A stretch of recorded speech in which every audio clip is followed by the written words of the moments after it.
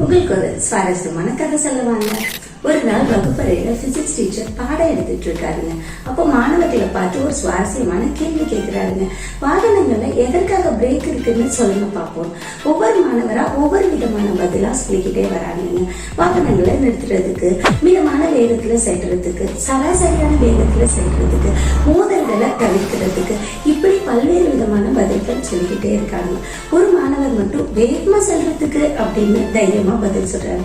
அவரோட பதிலை கேட்டோன்னே அனைவரும் சிரிக்க ஆரம்பிச்சிட்டாங்க. ஆனா பிசிக்ஸ் டீச்சரும் அந்த மாணவர் சொன்ன பதில் தான் சரியான பதில்னு சொல்றாங்க.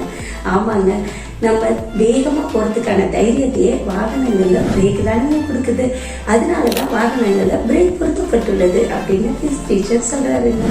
வாழ்க்கையோட தத்துவமும் அதாங்க. வேகமா நீங்க முன்னேறணும்னா நிறைய தடைகள் வந்துட்டு தாங்க இருக்கும். அதெல்லாம் தாண்டி முன்னேறினா தாங்க வாழ்க்கையில ஜெயிக்க முடியும்.